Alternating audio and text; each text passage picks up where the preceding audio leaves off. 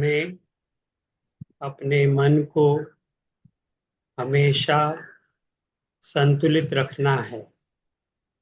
इसी में हमारा आत्म विकास समाया हुआ है।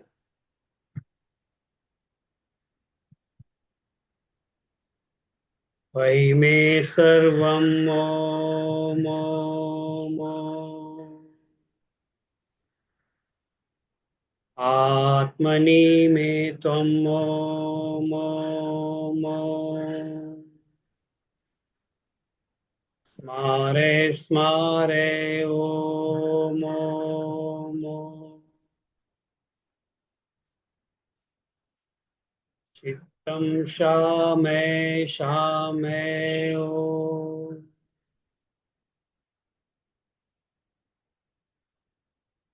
स्मराणि सोऽहं ओम ओम ओम। शान्तं चिन्मयम् ओम माम् ओम। त्वदस्थं केवलम् ओम ओम ओम। स्मराणि शुद्धम् ओम माम् ओम।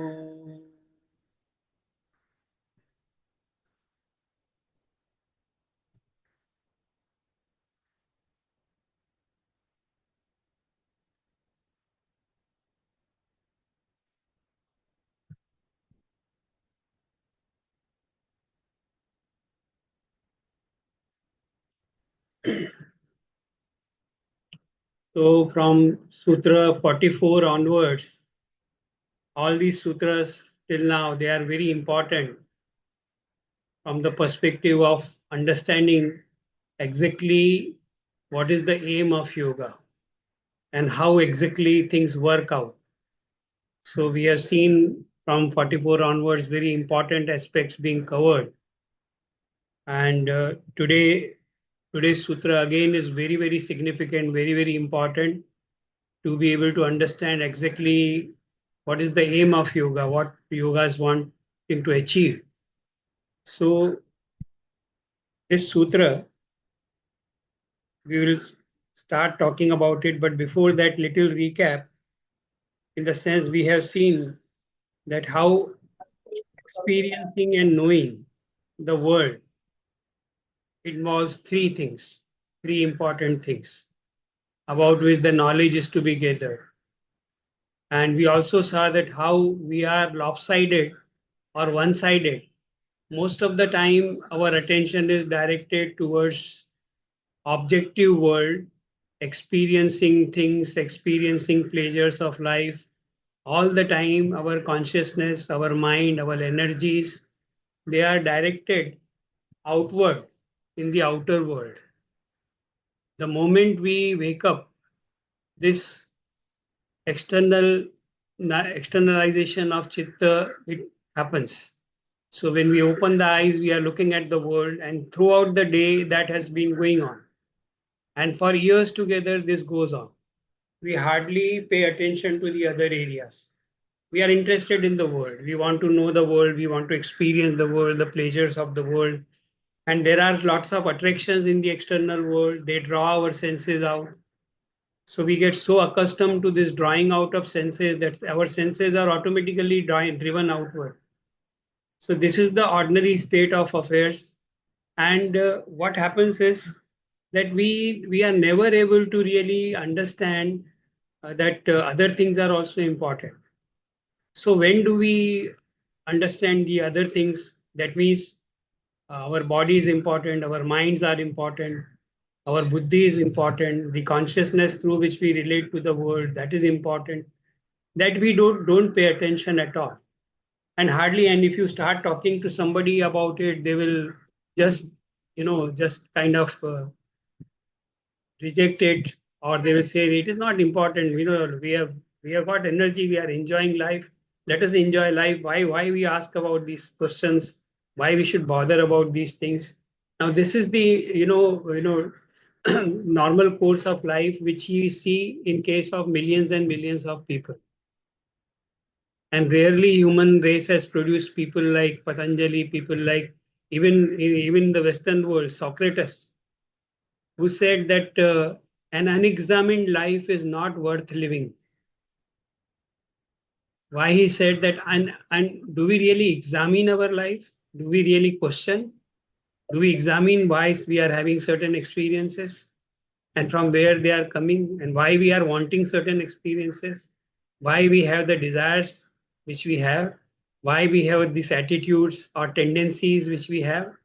From where they have arisen, why we are having them, and why we are living a life in a particular way, why we have such particular kind of desires. We never question this because it is unexamined life. And unexamined life is the end, it's kind of life which is at the animal level.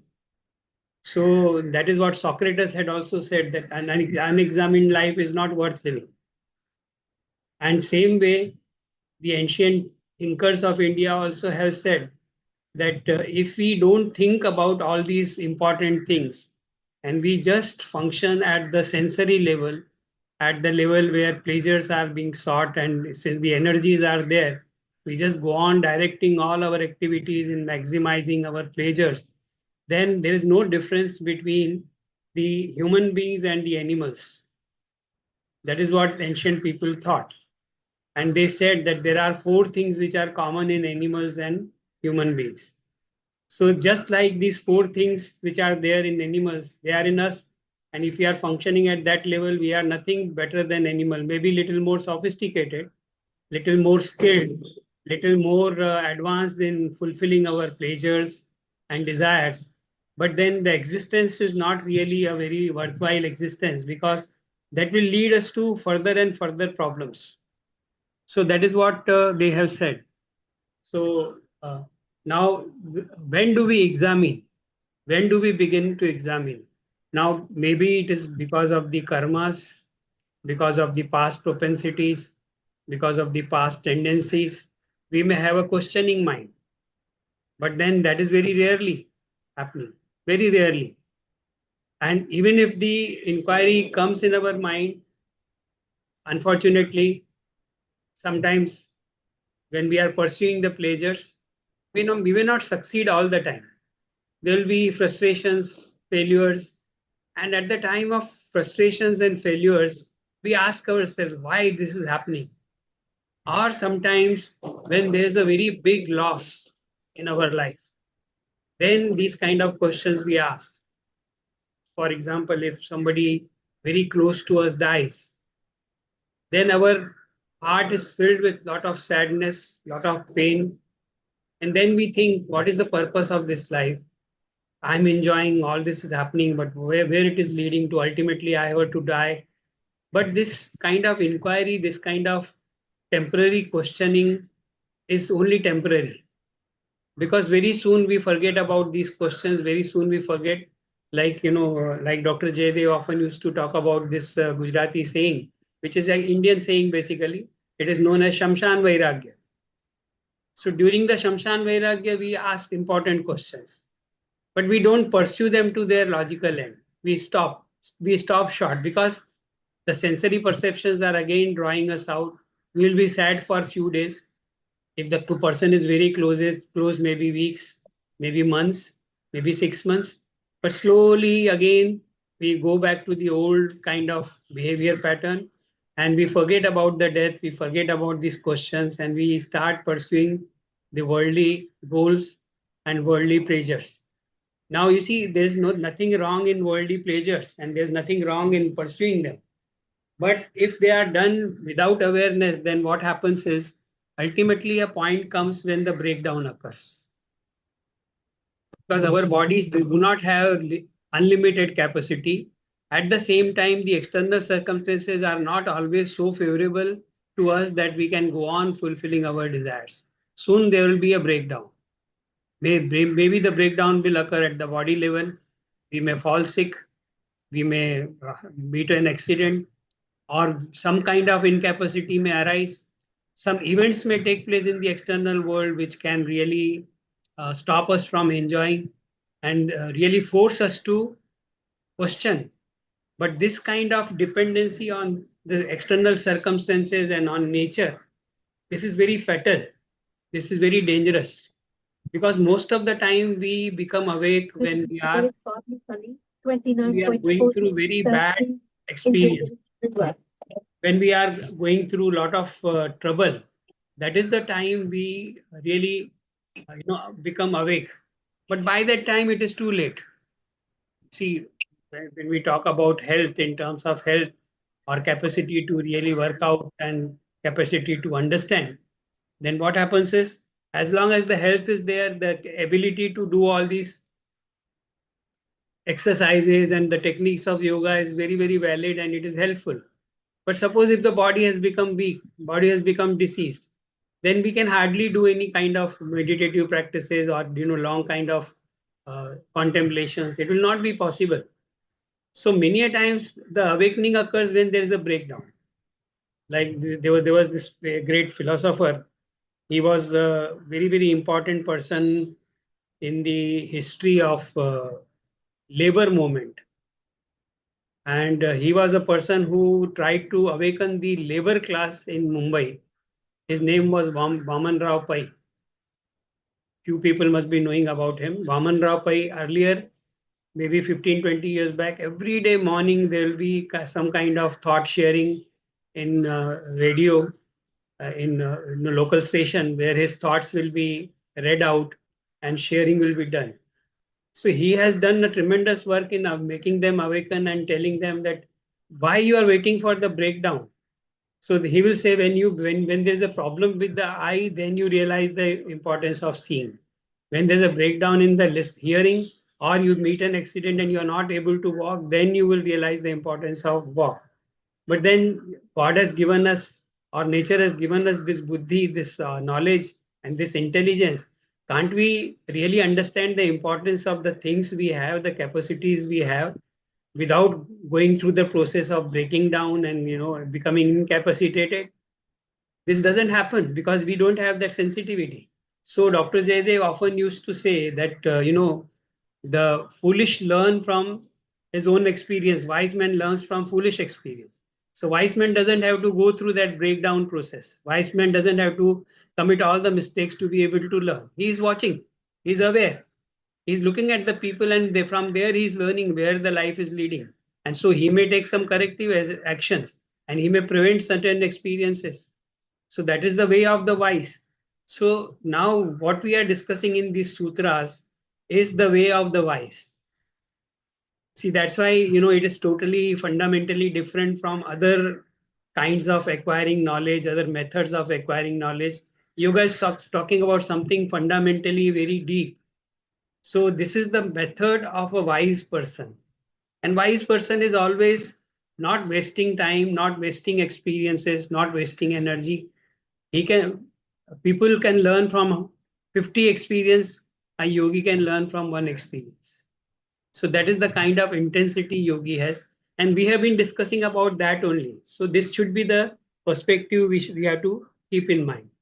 So we saw that there are three important things: grahya, grahana, grahita.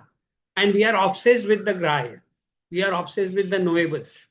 We are obsessed with the houses, with the colors, the beautiful things around us, but we are not so obsessed or so concerned about from where I am acquiring this capacity and who am I really. I use the word I 100 times in a day. We all do that, but hardly we question who is this I, from where this I has come, and when we are talking about this I, what do we mean by I, and from where this I called entity has come into existence. We don't ask about it, we don't question about it. So in previous sutras, we saw that in Sutra 44, what we came to know, everything related to the external world.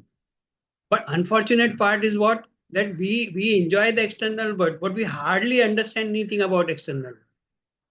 We are obsessed with objects, material things, but even about material things, what is their true nature, that we don't know.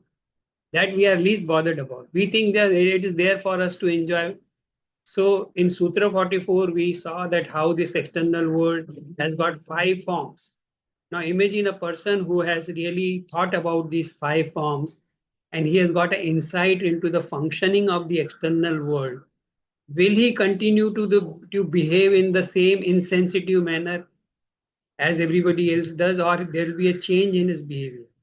A person who understands deeply about the true nature of such a simple thing, we'll not go into too much detail, such a simple thing like the world is transitory. Everything in this world is changing every moment. Now, this is a fact which we all intellectually know.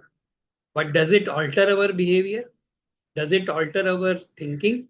No, because it is only an intellectual thing. We have not deeply thought about it. A person who is convinced that every moment is transitory and every happening is transitory, even the so-called meetings, so-called pleasures, so-called relationship, so-called possessions of beautiful things, costly things, valuable things, all this is transitory. Nobody has ever lived to, everlasting life is not there to go on enjoying. Everything has to be left behind. So one who knows, intellectually we know, सब कुछ माया है. लोग तो मजाक मजाक में हंसते हंसते बोल देते हैं, अरे सब कुछ माया है. सब कुछ माया है तो उसके बारे में क्या किया है, क्या सोचा है उसके बारे में, कैसे हमारे बिहेवियर में उसका फर्क पड़ा है. दिन रात हम लोग ये बातों में उपदेश सुनते हैं, हम लोग स्क्रिप्चर सुनते हैं, लोगों की सीख सुनते हैं, लेकिन हमारे परिवर्तन बिहेवियर में कोई परिवर्तन नहीं आता है. तो ये परिवर्तन कब आएगा? When we ourselves have really realised it, when we ourselves are convinced that this is the thing. It's like I always, for years together, I have been giving this example. Smokers are there. They take a cigarette pack and they read the warning on the cigarette pack. Cigarette smoking is injurious to health. And they take out a cigarette and they just lit it. And so, do they don't have knowledge? Are they lacking in knowledge? If you look at their lives, they are highly successful. They might be having a lot of property, they might be having a lot of money, they might be having a lot of relationship, they might be having a lot of power. So from the worldly point of view, they are very successful. But from the correct behavior point of view, they read that cigarette smoking is injurious and they still smoke. So what does it indicate? So when a person will stop smoking, when he is convinced about the statement which is written on the cigarette pack, when he has experienced something bad related to it, that is the time he will really think about giving up. Till that time, he persists. And most of us are like that cigarette smoker. We know certain behavior is wrong, but still we indulge. We continue to behave in that manner. We know that it is wrong, but still, so now this is the result, this is the root cause of our problems in life. तो सबसे बड़ा problem ये है कि when we know something to be wrong and do it in spite of that, then we are going to land up in problems. This is 100% sure thing. And that's what we don't realize. So we saw that how this knowledge about external world, that itself is enough for the person to turn inward and start looking at his life and start. So this is also necessary because Prakriti is all the time teaching us, but we have lost the sensitivity of learning, so we don't learn. So that's why this 44 told us about the external world, what is the nature of it. And then 47 we saw how the knowledge is acquired, what is the process of acquiring knowledge. We have the senses. So we are normally the slaves of senses. Slaves are these slaves. Senses are the master. Slaves are the master and the master is the slave. That is the kind of existence. So we are drawn by senses and we act as per the dictates of senses. This is what we saw in Sutra 47. So again, there were 5 aspects to that where we saw how the grahana is taking place, how the reception, what is the exact process of knowing that we saw. And then it also indicates towards the knower. Who's the knower? What is the nature of knower? That is where we thought about, we discussed about Arthavatva. So Prakriti and Purush. So Purush is the ultimate reality behind even the so-called Buddhi or the so-called I sense. So that was indicated. And then in previous sutra, we saw some of the Siddhis which we have talked about. Now, this sutra is talking about these two entities. Now they have come to equal level. The knowledge has been gained to such a, see, all this, what I'm saying is, again, we will understand only intellectually, because we don't have any inkling, we don't have any idea what they are talking about, because we have not experienced it. Something which we have not experienced, we can only imagine. We can only mentally construct it. We can only form a conception of it. So we are conceiving in our mind what must be the nature of what is known as Prakriti, and what must be the nature of so-called Purusha.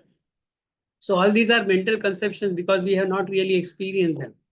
So this sutra is again talking about something very, very fundamental. So a yogi is interested in knowing the all three, because only that can give him correct knowledge and understanding about the true nature of the world and his experiences.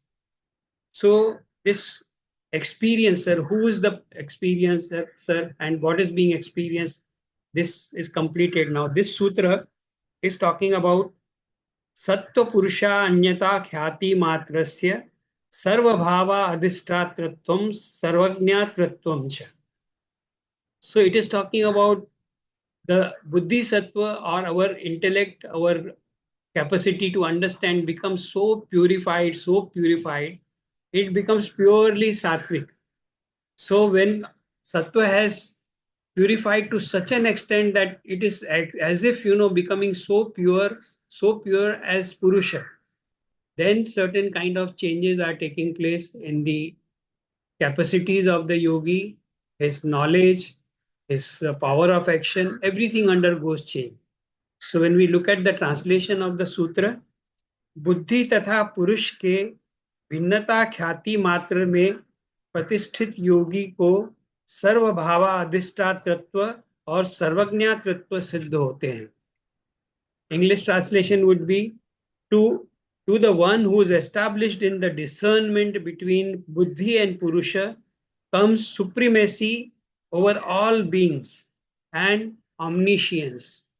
So this is the sutra that, a yogi who has purified his mind to such an extent that Buddhi Sattva has become so pure, now that Sattva and Purusha has become as if equal. What is meant by that? We will come to that. But when that happens, then what kind of powers yogi will acquire, what kind of knowledge yogis will, then he will attain some kind of capacity through which he can know everything and he can master everything. So it will be unobstructed power in the yogi to know whatever he wants to know and do whatever he wants to do. Of course, he's not going to do something which we think that he should do, because by that time the understanding is so superior that he knows what is the right thing to do and what is the wrong thing to do. So obviously there is a lot of discernment. Now there are certain concepts here which have been talked about in the sutra, which we have to see. So in last sutra, we saw that yoga is overcoming the limitation imposed on mind by kleshas, karmas, vipaka, and ashaya. These are the formations of rajas, tamas, gunas. So last sutra we discussed about it. We talked about the limitedness we have. Our capacities are restricted. Our capacities to understand, for knowledge, and our capacities to do something, they both are very restricted because of the four factors which we discussed last time in great detail. So what are these four factors? Kleshas are there, karma is there, vipaka is there, vasanas or ashaya is there. So these are the restricting factors. And now we have seen that the yogis is adopting the method of technology of, say, look at the Astanga yoga. So where yamas are setting him free from all the vasanas, all the negative emotions, all the kleshas influences. That is why, yamas are the foundation of yoga, because yamas and niyamas are setting us free from all the negative emotions, all the weaknesses caused by the negative emotions. Asanas are giving stability to the body, stability to the energy factor through which the body can remain in contemplation for a very long time. Pranayam is there, which is regulating the energy in such a manner that without losing energy, one is able to sustain his effort in knowing the truth and becoming free from the limitations. So entire process of yoga is nothing but setting us free. Now this has been already talked about. So I will not go into the details of all this, but then we will venture into now area where now the effort has been successful. Now yogi is becoming free from kleshas. Kleshas do not have that kind of hold on his mind as it has on our minds. Our karmas also do not have that kind of hold. If I don't know how many of you have been attending regularly, these are the concept of Samprajnata Yoga and what is meant by Samprajnata Yoga. It was mentioned and it was discussed in great detail in the class. I had given all the indications of what constitutes Samprajnata Yoga. So if you all remember, some of you remember, then what is the ultimate aim here is to purify the mind. Purifying the mind would mean that purifying the sattva, because purification is possible only when sattva becomes predominant. And if sattva becomes predominant, that means from where the impurities are coming. Impurities are coming from rajas and tamas. They are coming from, and these kleshas and karmas, they are related to these rajas and tamas. Rajas makes our mind agitated. Tamas is making it so heavy that we are not able to understand things, know things. So now a stage has come in life of a yogi where his mind has become very pure. His mind has become pure sattva. So sattva is so purified that it develops viveka. Viveka about the difference between the Purusha and itself. The purification of sattva is complete when buddhi is established in Viveka Khyati. So what Sutra is saying is Sattva Purusha Anyatha Khyati Matrasya. So when a yogi is established in the discernment or Viveka between the Sattva and the Purusha, when he understands the difference, we also understand. Intellectually, we also understand. We have been discussing about this idea. Prakriti alag hai, Atma alag hai, Sharir alag hai, Atma alag hai, Ishwar alag hai, Dunya alag hai. We have been hearing about it and we have mental conceptions of all these things. But that is an intellectual understanding only. Now here the yogi is established in. He's moment to moment, he's living in sattvic state. There is no dross, there is no impurity of rajas affecting him. There is no impurity of tamas affecting him. Constantly he is in that higher awareness. He is established in higher awareness where he knows what is the difference between this chitta or buddhi and purusha. Because behind buddhi is the pure consciousness. That pure consciousness now, see, we in Sutra 35, if you all remember, we talked about the knowledge of the Purusha, insight into the Purusha. But here, this insight is still better, still greater, because there some glimpse of Purusha, nature of Purusha was established.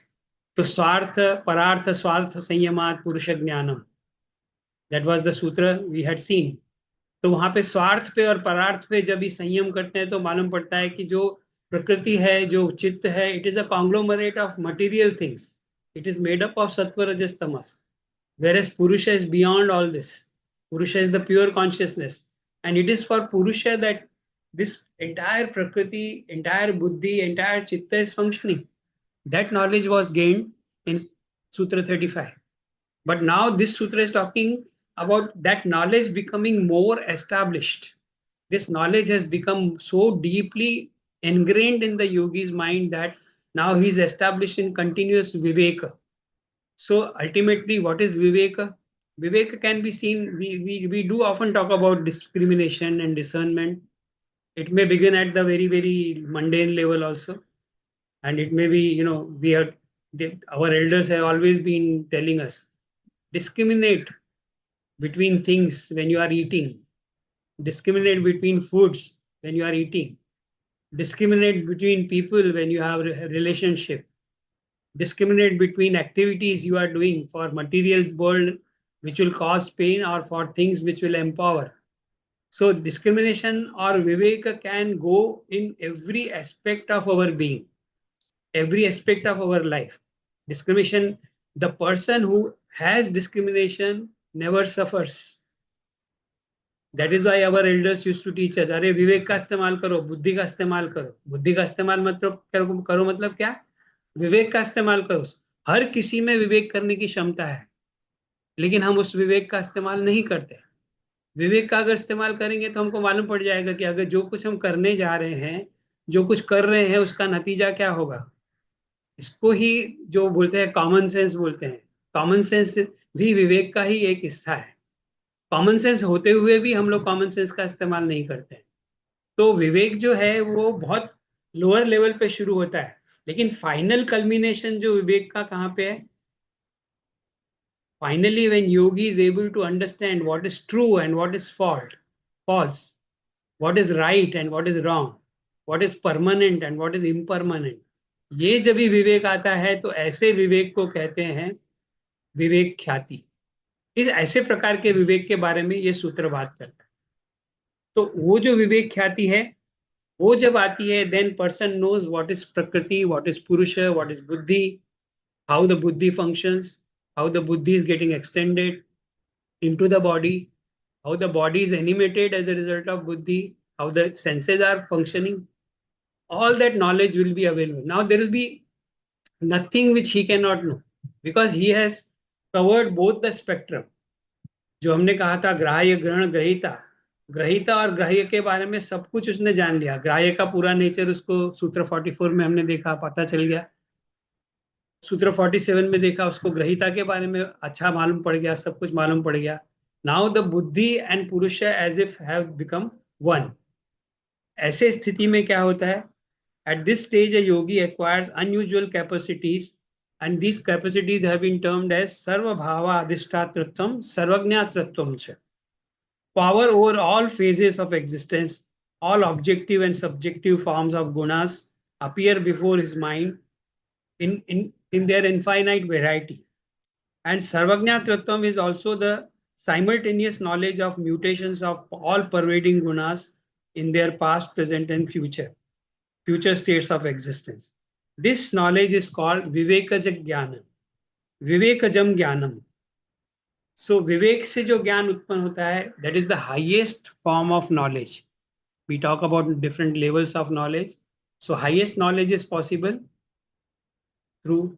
Now when I am talking about Viveka Jnana, I don't know how many of you are really thinking about earlier sutras which we have covered, which has talked about Viveka. Anybody? Anybody would like to say something on this? When I say Vivekajam Jnanam or Viveka Khyati, when I use these words, we have discussed this concept earlier. Where we have discussed? Sir, Viveka Khyati Aviplava Hanopaya. Yeah, that is one. Actually, they are always referring to this discriminative knowledge. Yeah. So Viveka Khyati Viplava Hanopaya. After that, what? Tasya Saptadha Pranta Bhumi Prajnaha. And after that, Yoga Anga Anushtana Shuddhi Shaya Jnana Dikya Viveka. Yes, sir. Yes, sir. So what is the aim of Ashtanga Yoga? Viveka Khyati.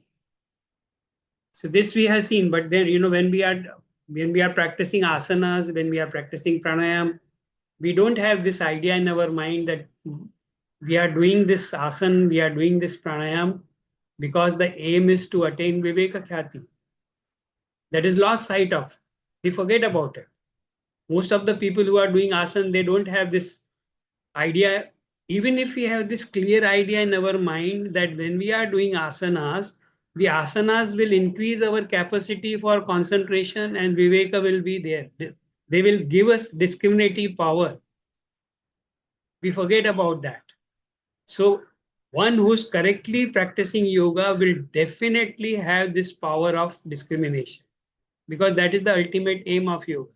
And this we have discussed earlier when we were discussing Sutra 28, all the Ashtanga Yoga, all the Angas of yoga. So Ashuddhi Shaya takes place. We talked about Ashuddhi Shaya today also. Jnana Dipti also we talked about. In Sutra 35, there was a Jnana Deepti in relation to Purusha. The knowledge which we acquired in Sutra for 35 related to Purusha will form under the category of Jnana Deepti. But now this Sutra is talking about Viveka Khyati. Viveka Khyati between Purusha and Prakriti. So when that happens, he will acquire unusual powers because now he knows the source from where the knowledge is arising, how the knowledge is arising, what kind of knowledge is there, how to acquire knowledge. So now these words which are there, sarvabhavadhisthatratvam, sarvajnyatratvam cha, they have also been translated as omnipotent, omnipotence and omniscient. But then this omnipotent and omniscience should not be interpreted with a idea that yogi becomes capable of doing anything and everything, because he's not going to do anything and everything. He will do only the right thing because he also has got the discriminatory power. And this Viveka is connected to Prajna. Prajna is wisdom. See, knowledge and Prajna, these two things are different. This also we have discussed. Viveka is related to Prajna. So, knowledge is there. Lots of such stories are there where people are very knowledgeable, but they lack in Prajna. So, they suffer. So, a person who will not suffer only who has got this Viveka and Prajna. So Prajna is the ultimate thing in yoga. All the yogic technology will ultimately lead to Prajna, and this Prajna is Tasya Saptadha Pranta Bhumi Prajna. Viveka Khyati Aviplava Hanopaya Tasya Saptadha Pranta Bhumi Prajna. So ye Prajna is connected to, now Prajna is wisdom, Prajna is insight, Prajna is correct knowledge.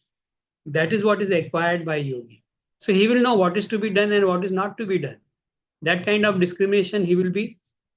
So what this sutra is trying to say, that yogi will acquire sufficient capacity to be able to acquire knowledge about whatever he wishes to know. जो भी वो जानना चाहता है उसको वो जान सकता है, और जो भी वो करना चाहता है वो कर सकता है. इतनी क्षमता उसमें आ जाती है. ये वो सूत्र. इसका मतलब ये नहीं है कि he is going to control the world or he is going to kind of do things which we think are very powerful. His state of mind is totally different. So in the right perspective, we have to understand these two powers of sarvabhavadhisthatratvam and sarvajnyatratvam. This we have to keep in mind. And then you see the capacity is coming from where? This capacity of doing anything, knowing anything, it is coming from where? It is coming from the knowledge of Purusha. It is coming from knowledge of the pure consciousness which is there. And when that knowledge comes, when the sattva has become so purified that it can correctly reflect back the Purusha, it can understand that I don't have the power, all the power is coming from the Purusha. This realization, this Viveka, when is realized by the Buddhi, then everything becomes possible. So the knowledge is coming from this insight into the nature of Purusha. This we have to understand.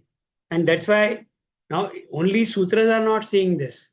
See, this sutra very emphatically says that, but this idea is not very new in Patanjali's Yoga Sutra. Prior to Patanjali, so many scriptures are there, like Upanishads are there. So Aranya has quoted one of the two Upanishads he has quoted.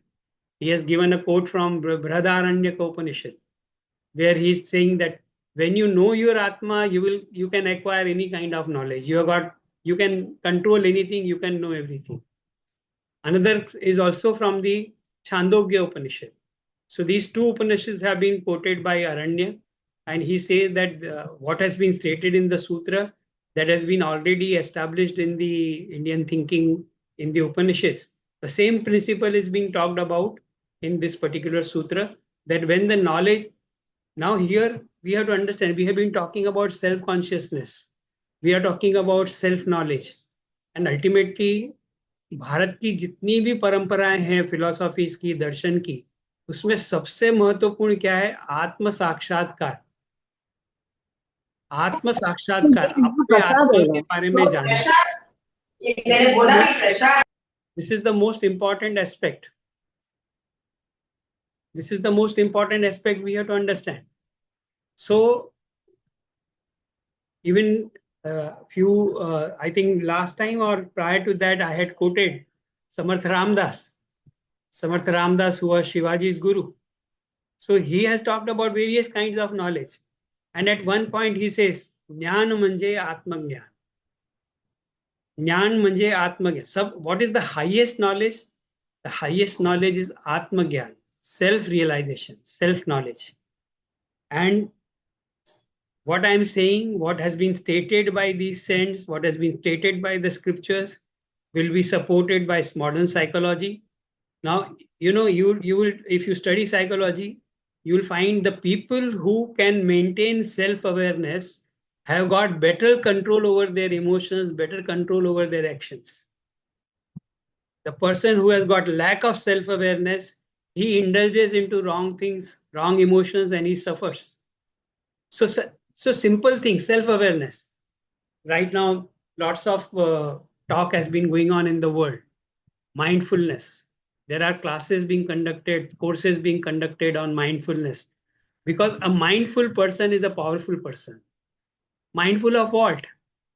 Who can be mindful? The mindful person is the one who can be self-aware. Only self-aware person is mindful. Others are not mindful. So even little amount of mindfulness can give us so much power. A little amount of self-awareness can give us so much power. What if we know totally about ourselves in and out? What if we know ourselves completely? What kind of power that would be?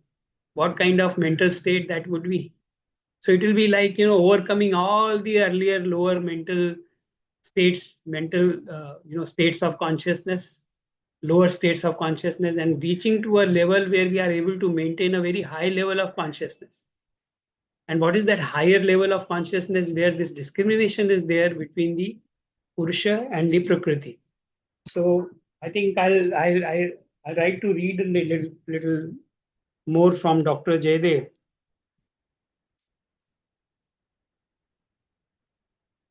What I have stated, it will be repeated again, but then doctor's word have got their own impact and value.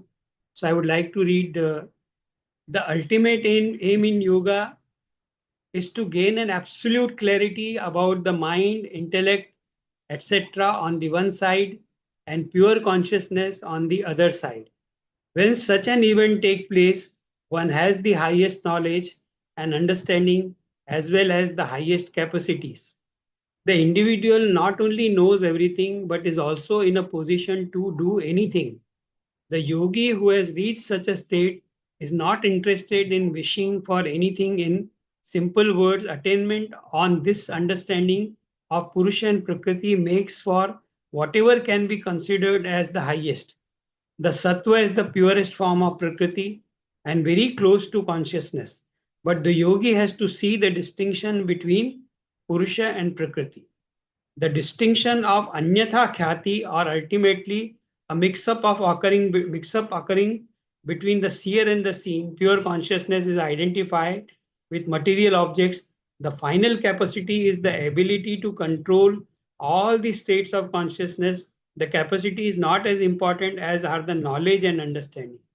So Sutra is talking about two powerful kind of capacities, but aim is not to attain this capacity. Aim is to attain knowledge, the highest knowledge, the most pure form of knowledge. The capacity is not important as are the knowledge and understanding. Seeing the distinction between Prakriti and Purusha creates this capacity, but the knowledge is more important. It is the knowledge that does not allow the yogi to exploit the power. So what is prajna? Prajna is one has the power, but one also knows that whether the power is to be used or not. That is a kind of safety measure which is going along with the wisdom. When higher knowledge is acquired, along with it comes prajna, and prajna prevents the wrongdoings. Prajna prevents wrong use of power. So that simultaneously that capacity is arising. Now you see sattvic buddhi, when buddhi is sattvic, automatically there will be a tendency. Understand this simple truth. Because at practical level, we have to understand what happens when we are in the sattvic frame of mind. you'll find that whenever we are in sattvic frame of mind, our tendency automatically goes towards dharma. Automatically it goes towards jnana. Automatically it goes towards vairagya. And when all three are pursued, then Aishwarya automatically comes. So this is what happens. It is not something which is so big or so far that we cannot reach it. When we are successful in our meditative session, when we are successful in our asana sessions, little bit of sattva is created. Sattva becomes strong. And then after doing good session of asana, you will not feel like indulging into anything exciting. You would like to maintain the calm of the mind, the tranquility, the harmony, the peace, the control. Automatically, there will be a tendency to strengthen it or retain it. We don't have sufficient will, so we lose it. That is a different thing. But then just imagine whenever we have gone through these kind of states, automatically we tend towards right things. And what are these right things? They are dharma, gyan, vairagya, aishwarya. And whenever there is a agitation, we are angry, we are disappointed, we are dejected, we are unhappy, we are in rage, we are complaining, we are guilty, we are afraid. Whenever such mental states are there, we tend to move towards adharma. We do wrong things. And we move towards ajnana. Because when we do wrong things, ajnana is strengthened. And we go on committing wrong kind of things under the influence of these negative emotions. And they will strengthen adharma, ajnana, avairagya, anaishwarya. We go on getting frustrated, we become limited. Last time we talked about it, we become limited. We become restricted. Our capacity for knowledge is restricted, our capacity of action is restricted. Although we want to do things, but we are restricted, we are frustrated because we don't have the power to do it. But the person who is in sattva, he acquires that power. His aishwarya is there. Aishwarya means ability to do whatever he wishes. That is what is aishwarya. ऐश्वर्य और कुछ नहीं है. हमारे मन में कोई इच्छा है कि ये करना चाहिए, तो वो करने की क्षमता हम में है और कर सकते हैं. इसी को ऐश्वर्य कहते हैं, जो ईश्वर में सबसे ज्यादा है, क्योंकि ईश्वर शब्द और ऐश्वर्य शब्द जुड़े हुए हैं. तो सत्व की प्रैक्टिस और अभ्यास पूरा जो भी हम योग में करते हैं, उसका लक्ष्य यही है कि हमारे अंदर सत्व बढ़ना चाहिए. सत्व इतना बढ़ना चाहिए ताकि हमको अपने अंदर जो चेतना छिपी हुई है, अपने अंदर जो आत्मा है, उसका हम साक्षात्कार कर सके, उसको हम लोग जान सके. इतनी शुद्धि हमारे में आनी चाहिए. ये योग का लक्ष्य है. लेकिन जो थोड़ी बहुत मात्रा में भी अगर हम योग करते हैं और सक्सेसफुल होते हैं, तो हमको पता चलेगा कि हमारी कैपेसिटीज बढ़ रही है, हमारी मन की शांति बढ़ रही है, हमारी क्षमता बढ़ रही है, हमारी जानने की क्षमता बढ़ रही है, हमारी करने की क्षमता बढ़ रही है. जो हम पहले हेल्पलेस थे, अब हेल्पलेस नहीं है, अभी हम दूसरे को भी हेल्प कर सकते हैं. ऐसी भी क्षमता आ जाती है. ये योग करने से ऐसी क्षमता आती है. So at lower level, we can understand that. So this rajas and tamas have to be eliminated. Now you see, now Buddhi Sattva is little tricky, because when Buddhi Sattva becomes so pure, then there is a likelihood, there is a danger also involved. What Dr. Jaydev had cautioned about it. Sometimes Sattva becomes so powerful that we start believing that Sattva itself is Purusha. So this is a kind of danger, this is a kind of threat. Later on, when we are doing our more sutras, even this highest kind of knowledge, this knowledge can create problems if the yogi is not very careful. So this will come later on, but here doctor has warned that sattva is a little tricky thing. So one has to continuously discriminate, and that is why samprajnata and asamprajnata yoga has been talked about. So along with the jnana, the vairagya has to always go on along with it. Vairagya and viveka, they are very important. All the time that discrimination, all the time that viveka has to be there. Then yogi can reach the ultimate aim of yoga. And ultimate aim, as we have seen, it is the discrimination between, because after that, one will not, once you have reached the highest level, you would not like to come down. You would like to go further from that. And that highest thing has been talked about as kaivalya. So we'll talk about it some other time. Now, if there are questions, this is a tricky topic, but I hope it was understandable. Namaste, sir. Namaste. You mentioned sir's doctor's statement in that he said something about all the levels of consciousness. Huh. If you could clarify that a little. What does it mean in that context there? Its level of consciousness is, suppose now you see the tamasic quality is there, so that will be one level of consciousness where the body mind are in lethargic. Mind is so heavy, body is so heavy that one is not wanting to understand anything, one is not putting any effort. That is one state of consciousness. Other state of my consciousness is where one becomes little awake. So rajas comes in some activity, tamas is overpowered, and then there's a desire to know, there's a desire to get over the problems, there's a desire to overcome. So our mental states are going through lots of changes. So different levels of changes which are there in the mind, they are known as states of consciousness. So sometimes the consciousness gets very restricted, it is limited to the just body, just the pleasure and जिसको हम लोग कहेंगे कि obsession with the body, obsession with power, obsession with material world. That is one state of consciousness. There is another level of consciousness where a more active person is there, and he may have different kind of goals. He may have desire for power. He may have desire to overpower others. He may have desire to influence others. He may have desire to control others. Now these are various different kind of consciousness, states of consciousness. So in psychology, earlier psychology never talked about it, but in past 50, 60 years, they have recognized, and there are chapters. I had a book, I think 40 years, 5 years back.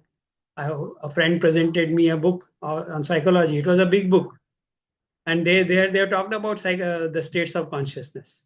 So our mind is undergoing kinds of changes, and the highest level of consciousness would be where the sattva is there, discrimination is there, wisdom is there, where one can understand what is right, what is wrong, what is desirable, what is undesirable.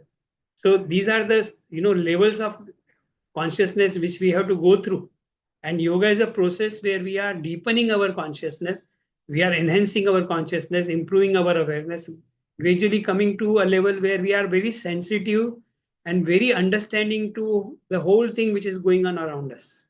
We understand everything. We understand our motives also. We are aware of what, why, what I want exactly. Normally, we are not aware of that.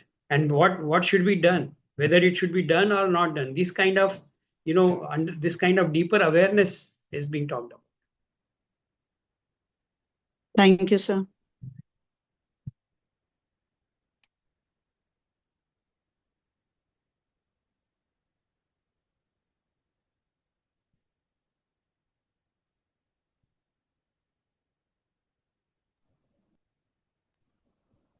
Can we say that when there is a Viveka Khyati, Prajna is already there, या Prajna साथ में ही develop होती है? साथ में ही develop होती है, साथ में ही डेवलप. विवेक का अर्थ ही प्रज्ञा हो जाता है. जब दो चीजें हमारे सामने, दो ऑप्शन है, उसमें से सही चुनना, ये विवेक है, ये प्रज्ञा है. अगर जिसमें प्रज्ञा नहीं है, विवेक नहीं है, वो सही गलत का निर्णय ही नहीं कर पाएगा. So we already have this capacity, but we are not using it, or sometimes we just overlook it. We just under the influence of strong emotions of, say, greed, anger, delusion, we just blindly act without using our mental capacities to understand things. And the person who tries to, and before doing something, when he tries to understand, he is using his viveka. So prajna and viveka, they are going hand in hand. They are developing together.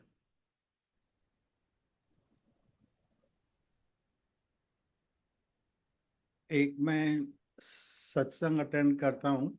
हाँ. उनका कहना है कि विवेक सब में है, लेकिन क्या होता है, ज्यादातर हम लोग विवेक जो है, we use it for the outer world, for the material world.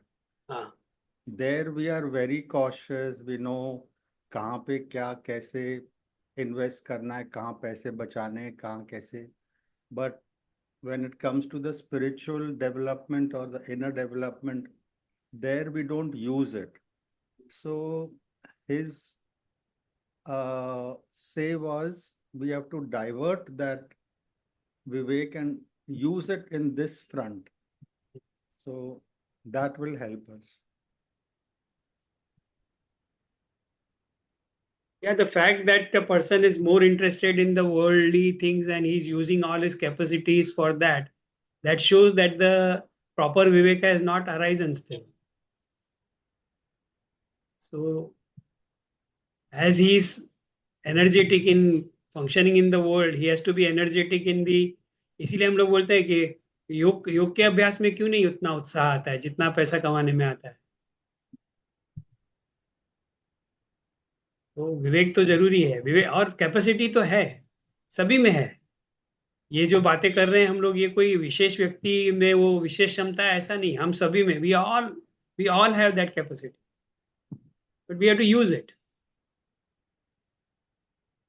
तो विवेक की क्षमता तो है, लेकिन विवेक का इस्तेमाल करना, वहीं पे प्रॉब्लम आ जाता है.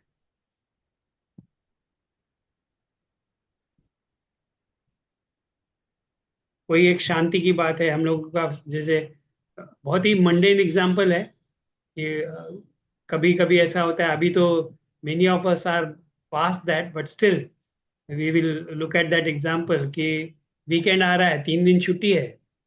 3 दिन की छुट्टी में ऑप्शन आ रहा है कि या तो हम शांत बैठ के कहीं पे 3 दिन के लिए योग करें, या तो फिर दोस्तों के साथ पिकनिक में जाएं. तो हमको मालूम है हमारे लिए अच्छा क्या है, क्या करना चाहिए, लेकिन most of us would select what. This is the question.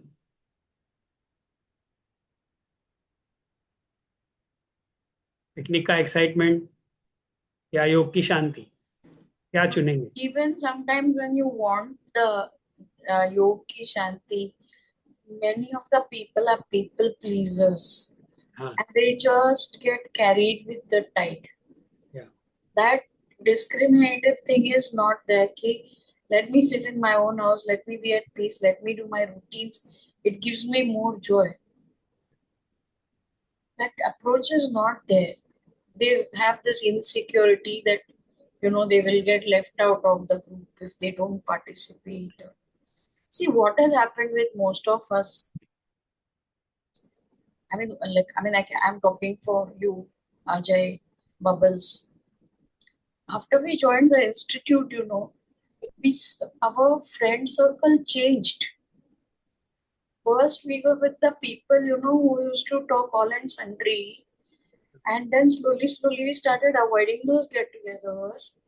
And slowly we got into our own kind of people who we can mentally relate with. So we were okay to lose those friends. Yeah. And we are okay with the chosen few. But that is not the thing with people who are into material pursuits. They need the contacts, they need those light moments, because their whole focus is how I can prosper in the outer world.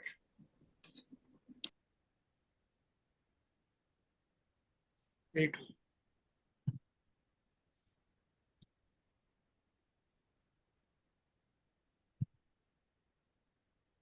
Sir, I have a question. Can I ask? Yeah, please. I'm not clear about Prakriti. Like, even in the Bhagavad Gita, it's mentioned so many times by Bhagwan. हाँ, So I used to always think Prakriti just means creation, right? But is Prakriti like also our nature? Like, what exactly is Prakriti? Like, is it outside of us or is it it is both. inside It is of us? both. It is both. It is outside also. जो भी हमको दिखाई दे रहा है बाहर, सब प्रकृति है. और हमारा शरीर भी प्रकृति से बना हुआ है. हमारा मन भी प्रकृति से बना हुआ है. क्या प्रकृति से नहीं बना है? तो हमारी आत्मा. अगर भगवत गीता के हिसाब से जाएंगे तो जिस आत्मा के बारे में चैप्टर 2 में बात किया है, आगे बात किया है, चैप्टर 6 में बात किया है, और सब जगह पे भगवत गीता में बात किया है कि आत्मा और प्रकृति ये दोनों अलग चीजें हैं. तो आत्मा के अलावा जो कुछ भी है वो प्रकृति है. तो ये समझना कि सब कुछ प्रकृति का खेल है. अब हमारे शरीर में देखो, हम अभी सुबह उठते हैं तो हम लोग फ्रेश रहते हैं, तो हमारे में एनर्जी है, मतलब सत्व गुण है. फिर थोड़ी देर के बाद में काम करते हैं, थक जाते हैं. काम करते हैं, रजस से काम करते हैं, थक जाते हैं, तमस में चले जाते हैं, फिर रेस्ट की जरूरत पड़ती है। तो फिर जब रेस्ट लेते हैं तो फिर थोड़ा थोड़ा सत्व बढ़ता है। तो ये सत्व रजस तमस का खेल चलते रहता है। लेकिन ये सब अनुभव और बाहर की चीजें भी, कोई चीजें हमको अच्छी लगती हैं, कोई चीजें हमको डिस्टर्ब करती हैं, और कोई चीजें हम लोगों को बहुत दुख देती हैं। तो ये सब भी प्रकृति का खेल है, ये सब भी गुणों का खेल है। इन सब अनुभवों में क्या बदलता नहीं है? सब कुछ तो बदल रहा है। बचपन से लेके आज तक हम लोग जो अनुभव कर रहे हैं, सब कुछ तो बदलते जा रहा है। अगर कुछ बदला नहीं है हम में, तो सिर्फ एक ही चीज है। वो क्या है? हमारी चेतना, हमारी अवेयरनेस। वो कभी बदलती नहीं है। तो भगवत गीता में जो कृष्ण बोल रहे हैं यही है कि ये अवेयरनेस को पकड़ के रखो, ये आत्मा को पकड़ के रखो। बाकी जो भी परिवर्तन वाला है, जो भी बदल रहा है, वो सब कुछ प्रकृति में है। तो उसको पकड़ो मत। उसको पकड़ोगे तो दुखी हो जाओगे। अगर आत्मा को पकड़ लोगे, अगर न बदलने वाली चीज को पकड़ लोगे, अपने अंदर न बदलने वाली चीज कौन सी है? एक ही है, चेतना। हमारी चेतना कभी बदलती नहीं। जो बचपन में चेतना थी वही, जब हम 15 साल के हुए थे, हम 20 साल के हुए तो वही चेतना थी, 60 साल के हो रहे हैं तभी भी वही चेतना है। चेतना कभी बदलती नहीं, या ईश्वर कभी बदलता नहीं है। तो उसको पकड़ के रखना। ईश्वर के अलावा, आत्मा के अलावा जो कुछ भी है सब प्रकृति है। हम्म। तो प्रकृति और तीनों गुण दे आर कनेक्टेड, मतलब जो या हमारे, दे आर कनेक्टेड। हाँ। Prakriti is made up of तीन थ्री गुण, सत्व रजस तमस। So I देखो, was like, how the creation, like the nature around us, does it also have the three gunas in it? Everything अच्छा, has got three गुणस। वो भी भगवत okay. Gita में कृष्ण ने बोला है। हाँ, वही बोला है वही कि मैंने। पृथ्वी से लेके स्वर्ग में ऐसी कोई भी चीज नहीं है जो 3 गुणों से नहीं बनी है।